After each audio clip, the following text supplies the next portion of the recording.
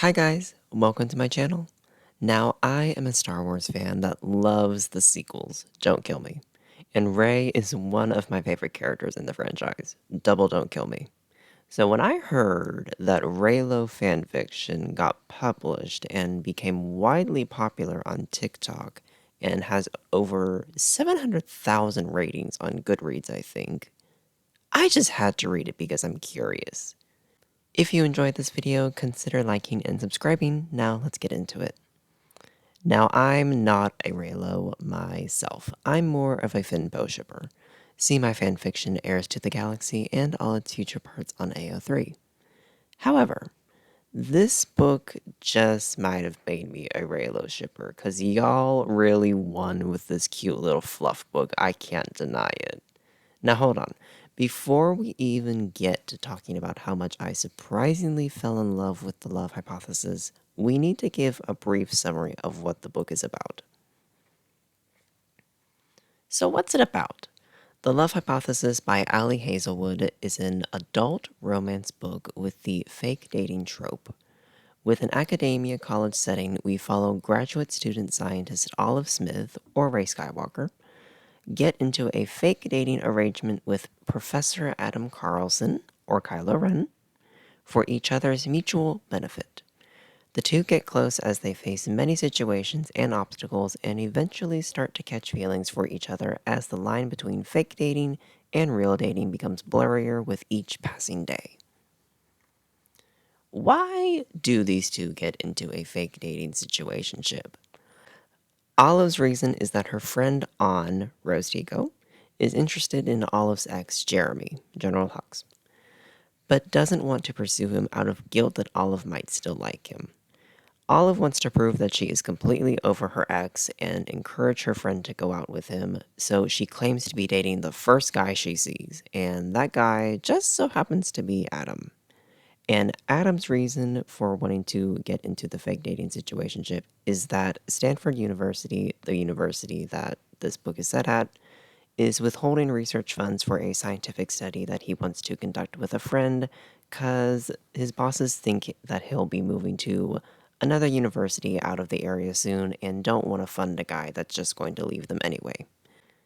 So he wants to claim to be in a committed relationship to show his bosses that he's staying in the area and has no plans of leaving anytime soon, so they'll release his research funds. Do you have to suspend your disbelief a bit to make these reasons work? Yes. But I can do that, so I don't care. Also, let's address the obvious concern right now from the start, just like the book does. Yes, Olive is a graduate student in college, and yes, Adam is a teacher at that college, but he's not her teacher, not even in the same department as her. And even though they have a running joke about him being older than her, they're really not that far apart. I think she's like 26, 27, and he's 32 to 34. For me, the situation was a bit odd at first, but eventually I didn't really mind it because they're both adults with fully developed brains and not even in the same department as each other. If you find it weird, though, that's completely understandable and valid. So, what about my thoughts on the book? Honestly, I went into this thinking I wouldn't really like it since A, it's a TikTok favorite, and we all know book talk has terrible taste a lot of times. B, published fanfiction doesn't really have the greatest track record with 50 Shades of Grey, and After being some of the biggest and best examples. And C, I don't really read much romance as it is, though I am finding myself slowly getting more into the genre within the last year or so. With those three reasons in mind, I went into this thinking that I wouldn't really like it. But I actually had so much fun with this and really enjoyed it. Is it a literary masterpiece? No, but that's fine. It's a cute fluff book that makes you smile, and sometimes that's all you need. The plot is, once again, just fun. The situations Adam and Olive find themselves in are the perfect amount of awkward and cute. Like the scene where everyone is at the picnic event and An pushes Olive into rubbing sunscreen on Adam, and the whole time Olive is in her head just trying to keep things professional and trying not to think about his muscle chest and back. Like, girl, it's so awkward, so cute. Or their coffee dates when they just playfully make fun of each other's drinks, with Adam calling her pumpkin spice lattes an abomination and Olive calling his espresso bland and soulless. Like, it's just cute. It's just a little fun. It's just the right amount of awkward and cute, you know? Speaking of the banter, I absolutely loved it. The chemistry was just so good how they were able to read each other and naturally and quickly fall into either fun mode or serious mode depending on what the situation called for. And their playful teasing never felt like it went too far, you know? It always felt cute and sweet. My favorite comment that had me laughing was when they were talking about their favorite colors, and he said that his favorite color was black. And she responded with something like, "Ugh, of course it is. It matches your whole scion of darkness personality." Like, I'm sorry. That was just funny. That was just cute. I really like their banter. They are just so fun and playful with each other. It's just the right amount of teasing, you know?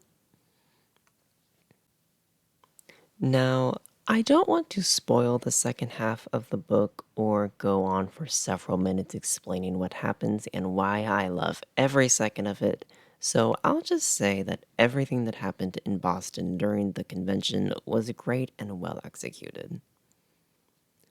Also, before we move on to character talk, I do want to mention the extended sex scene. Was it needed? No. Did it turn me on? No. I don't get excited over straight couples. But I want to mention it because it was hot.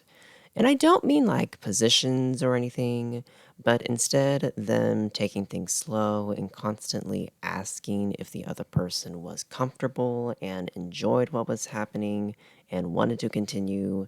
And the moment when they truly like opened up to each other and were really vulnerable, like in their conversation when they were just getting started, all that was great to read and made those two chapters really enjoyable to get through. I wish more books and shows that include explicit sex scenes would do more of that, you know, have the characters reassuring each other, asking if they're comfortable and, are feeling okay with everything, having them be a little vulnerable with a conversation about their fears or whatever. Because not only does it make the scene less awkward and uncomfortable for viewers or readers that don't really like sex scenes, but it's also genuinely more interesting than just the couple slamming against each other and sweating, at least in my opinion. Like, here's the thing. If you just want to watch two attractive people going at it like rabbits, honey, just go to adult websites. Like, I don't know what to tell you. Alrighty, let's get into character talk. Now, while I love all of the sequel characters, I'm not going to let that affect how I view the characters of the Love Hypothesis. I'm purely judging these people based on what they do in this book alone, even if I do refer to everyone as their original fic name once or twice.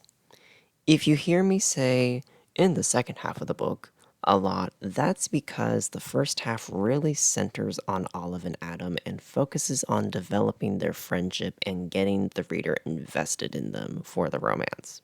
While the second half of the book opens up a bit to give the rest of the cast more of their own personalities and things to do instead of just revolving them around the diet and the Force 24/7. But with that being said, let's first discuss Olive, aka Miss Rey Skywalker. Olive was somehow basic and deep at the same time. I liked it. I found her interesting, fun, playful, and just the right amount of sarcastic. The backstory of her mom dying from cancer being why she's so determined to make breakthroughs in cancer research with her studies gave her a lot of depth and made it feel like she's pretty fleshed out. And her whole thing about not wanting to do anything physical with a person unless she really trusts them was a sweet sentiment that really made the inevitable sex scene a lot more romantic, in my opinion. She could feel a little whiny at times, like in the first few chapters of the book, for example, but overall, I really liked Olive's vibe. She was just cool. Next up, Adam, aka Kylo Ren. Now, I'll be honest, I've never really been into the whole dark and broody and mysterious, but underneath is a heart of gold type of love interest. Like, it usually just makes my eyes roll aside from like one or two times. And this is one of those rare occasions where I liked it. Adam was just the right amount of dark rain cloud that you got the point, but it didn't really cross over into unlikable asshole territory. While that did make me like him, having said that, I do think having him teeter that line or even cross it a little during the first few chapters would have worked because it's mentioned multiple times that Adam has this reputation of being an unlikable asshole, but I felt like we never really saw that. Like, I get why right from the start he's nice to Olive, but it would have been nice to see him interact with his own students and show the reader just how he got that he's a huge asshole kind of reputation. With that out of the way, I will say I really loved him the further I got into the book. He's just so caring and considerate and gentle that I couldn't help but love him and root for the happy ending. Alrighty, let's move on to On, aka Rose Tico. As a refresher, On is Olive's friend and the reason Olive begins the whole fake dating in the first place. I liked On. I thought she was cool. She is quite pushy and invested in the relationship between Olive and Adam in the first half of the book, though, which was odd. Like, she plays a big part in why the two find themselves in a lot of seemingly awkward situations, because she's always pushing Olive to do things with Adam, and it was just like, girl, focus on your own boyfriend. That's the reason why we're in this fake dating thing anyway. Like, but aside from that, overall, I liked her. Next, Malcolm, aka Finn. I kinda love that the author made Finn a hoe. Like, that's iconic. We love that for him. Malcolm is Olive's friend that knows the relationship between her and Adam is fake and is basically her main confidant throughout the book. He serves his role well, but I like that in the second half of the book he becomes more of his own character and more than just, Olive's friend. Holden, aka Poe Dameron. Holden is Adam's childhood friend and Malcolm's boyfriend in the second half of the book. He was alright and I liked him a lot, to be honest. Never thought pairing Poe Dameron and Kylo Ren as besties would ever work, but it surprisingly did here. Honestly, I wish Holden was in the first half of the novel instead of just being another reference but not seen character, because he's quite fun and interesting to listen to whenever he's in a scene. Up next, Jeremy, aka General Hux. Honestly, I felt like he was more of a plot device than a character. I mean, he's the reason the fake dating thing even starts in the first place since he's the ex of Olive's that her friend Anna's interested in. Yeah, we hear a lot about On and him being happy together, but I think we only actually see and hear from Jeremy himself at the picnic, if I remember correctly. I feel he could have been used a little more. Also, I'm surprised Jeremy was originally Hux since Tom seems so much more like Hux. But we'll get into Tom later. Dr. Aslan, aka Admiral Haldo. Did she do a whole lot? No. Did she serve her role as an advisor to Olive? Yes, to an extent. Not much I can really say about Aslan either, since, like Jeremy, we hear a lot about her, but only actually see or hear from her directly in like one or two scenes. I do feel like the spirit of Holdo's eccentricness was captured perfectly, though, so points for that. All right, we're going to dive into Tom for the last character. Now, I can't really talk about Tom without getting into major spoilers for, like, the second half of the book, how the book ends, all that kind of stuff. So if you want to read the book and you haven't already, but you don't want to be spoiled, or if you just don't care about spoilers, or, if you've already read the book, then, there's that spoiler warning. So just be warned, we are going to get into spoilers when talking about Tom. Okay, let's talk about Tom. Oh, the snake. So, Tom is Adam's friend from college and potential business/lab partner for a new research project. He's the main antagonist and the reason everything in Boston, aka the second half of the book, blows up in fire. As although he first comes off as charming and cool, he later reveals his true colors. So at first he comes off as nice because Olive puts out inquiries to several scientists asking if they'd invest in her research, and at first Tom is the only one that responds and accepts her studies, so automatically you're made to like him. But then at Boston, his true colors are revealed and he degrades the cancer research project of Olive's to nothing more than trash by some bimbo that slept her way into college, to put it very nicely. Now, I'm sorry, he's a disgusting, sexist creep, and I want him to rot in hell. But he did make the second half of this book really interesting. The internal war Olive has with herself over what Tom said/did kept me invested in wanting to see what she'll do next. Because after Tom degrades Olive and her research, she does not know exactly what to do about that. Because not only was getting the research funds secured for Adam and Tom's project part of the deal that her and Adam made, but she was also supposed to go work in Tom's lab because he was the only person that offered her a place and funding to continue her own research. Before, he actually revealed what a disgusting person he is. And I was just like, ooh, how are you going to take him down and still be able to do your cancer research, ma'am? Because obviously you can't go work for him now. So what are you going to do?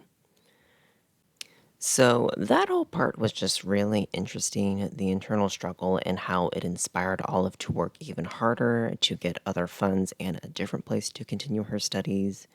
In the end, though, Olive does expose Tom for who he really is, and everyone turns against Tom and things work out for everyone, so that's good. We love happy endings, and we also love to see villains being taken down. We love that. Fuck Tom. One thing I will say about most of the characters is that I felt like they acted younger than what they're supposed to be. Like everyone in this book is supposed to be about in their late 20s to early 30s, but they honestly read more early 20s or even late teens in some chapters. Did it upset me too much or take me out of the book? Not really.